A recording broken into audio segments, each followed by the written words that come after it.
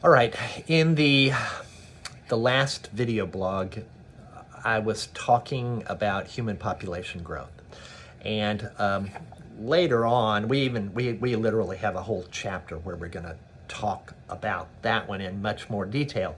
But that's the first of the really big problems facing our world. So we had said that Wangara Maathai said that we need to stop all of the stuff we're doing that is threatening our life support system. And out of control human population growth is certainly one of the things that is definitely threatening the survival of humans. Our world will survive, the earth will survive, but it's humans. You know, let's face it, even though we love wildlife, our main concern is humans, right? All right, so number two, the second major problem that is facing the world today is global climate change.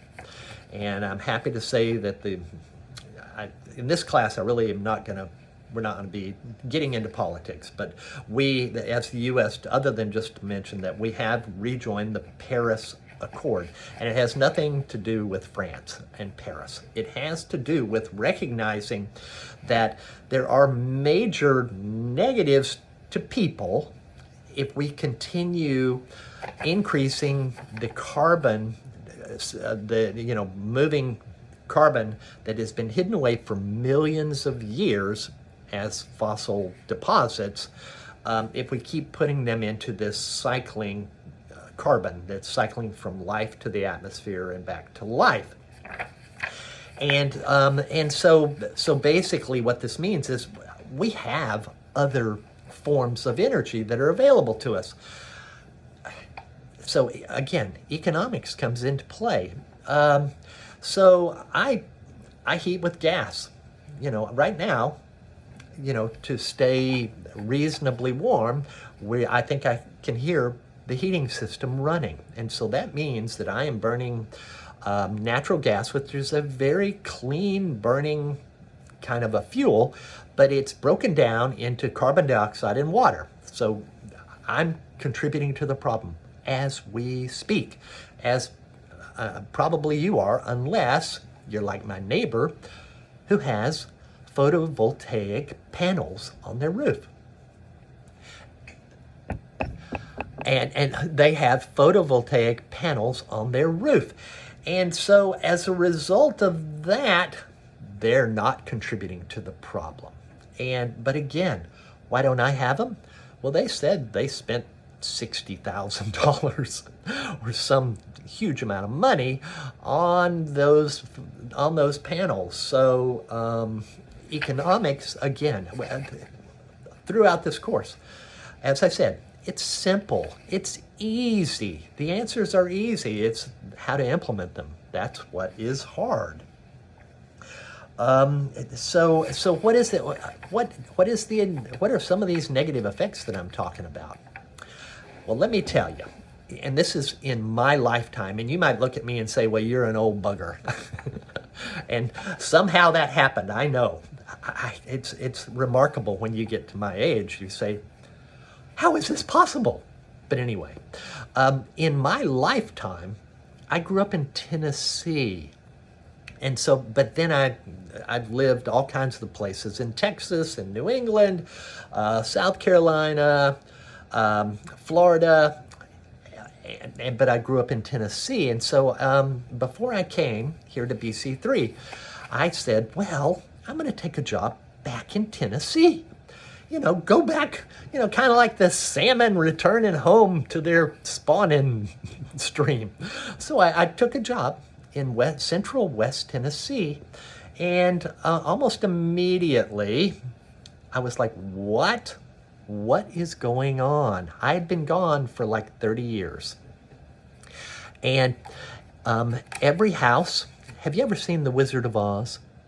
If you've ever seen The Wizard of Oz, at the very beginning, there's a tornado coming and they go and they jump in a hole in the ground, right? Or everyone but Dorothy does. And why do they do that? That's so you're safe. Well, it ends up in Jackson, Tennessee, there are, count them, 4 manufacturers of tornado shelters. I was, what? I'd always, you think of Texas and Oklahoma as the places where you have all these tornadoes. And yes, as a kid, I remember, maybe once every 2 or 3 years, there would be a tornado. Well, in Jackson, Tennessee, once a month, we would have a major tornado. And every house had one of those storm cellars that they had installed.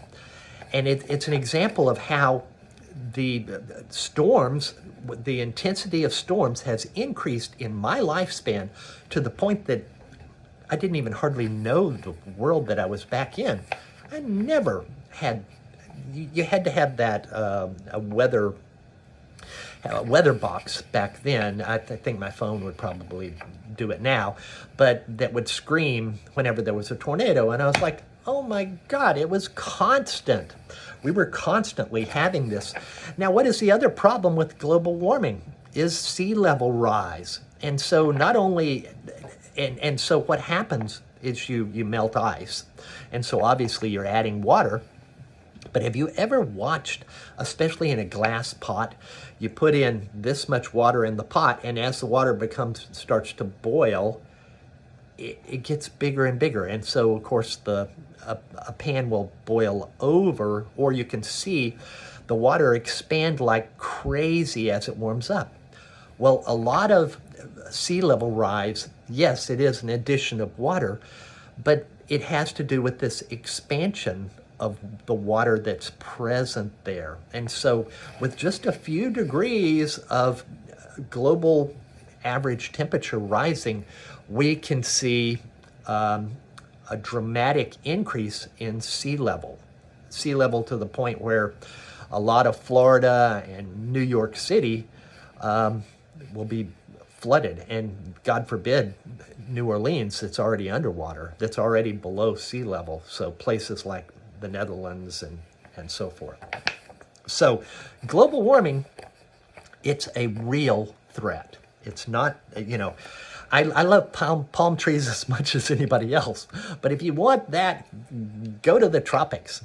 Dominican Republic is fabulous, by the way, and very inexpensive as a trip. My wife and I go there pretty regularly, or have in the past anyway. All right, so that's number 2. So we'd said human population growth, global warming, food. Do you know that in the world today we have enough food to feed everybody? Without a doubt. But we have people starving. We have people starving here in Pittsburgh, and we have people starving in undeveloped countries as well. Why? We have enough. There is enough food to feed everybody. They don't have any money. Again, economics. And I'm not criticizing farmers for not giving away their crop, but we have enough food to feed everybody, but we are losing agricultural lands as well. So how is that possible? How is it possible that I say we have enough calories to where everyone can have enough to eat, and yet I also say, look at cranberry. Cranberry was a little hick farming area 20 years ago. It's not now, right? It's anything but what no one would say, well, look at this quaint little farming area. No, they'd say, oh my God, the traffic is terrible. It's 5 p.m. I drive in that traffic sometimes. Okay, so what is it? So what we're saying is we have less farmland, right? But we're still good because we're really good at producing crops. But there's a limit. There's a limit to how much you can increase productivity. So one of the threats to agriculture and food has to do with what's happened in Cranberry Township, and that's it's become very, very popular for people to put houses. Another problem has to do with degradation of agricultural lands. And again, later on this semester, we'll be talking a little bit about agriculture, and we'll talk about how, damage to land makes so it goes from being productive to not productive. But the real question is, how can we feed everybody with fewer farms, but having enough food, but not enough money, so it's not equitably distributed, One more problem before I stop on this one. We have water quality. So here we've got pretty good water. I mean, even in Pittsburgh, and occasionally there are some areas that have some lead problems, kind of like Flint, Michigan, but not like Flint. But we have some areas that do have lead in the water because of old lead pipes. But for the most part, in America, the water is good. Do you know if you go to Europe, you don't drink the tap water. You drink bottled water. Or if you do drink the tap water, you filter it and boil it first. Here in America, no one gives it a thought. I'm trying to think. I think it was in Denmark. I was flying just through the airport in Copenhagen. And there were water fountains. And it said, our water here is safe to drink. Wow! You can drink, you don't have to buy it. Most parts of the world don't have safe water to drink.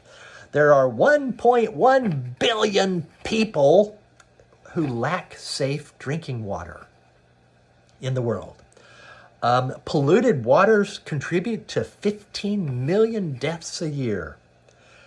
There are other places that are really bonkers, like Vegas, Las Vegas.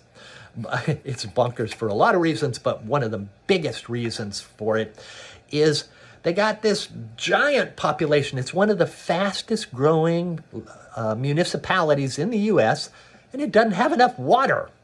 So the dam out there, Lake Mead, I think it is, I forget. It's only at half level because there's such a demand on it for water.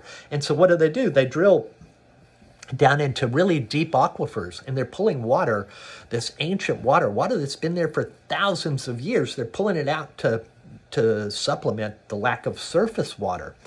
Well, guess what? That will run out. It is unsustainable. Again, that's that word that I keep bringing up, sustainability. Meeting the needs today without compromising the needs of tomorrow. That's an example of where a problem that we're faced with. Energy. Not only, again, this is on the same slide as water quality. Energy.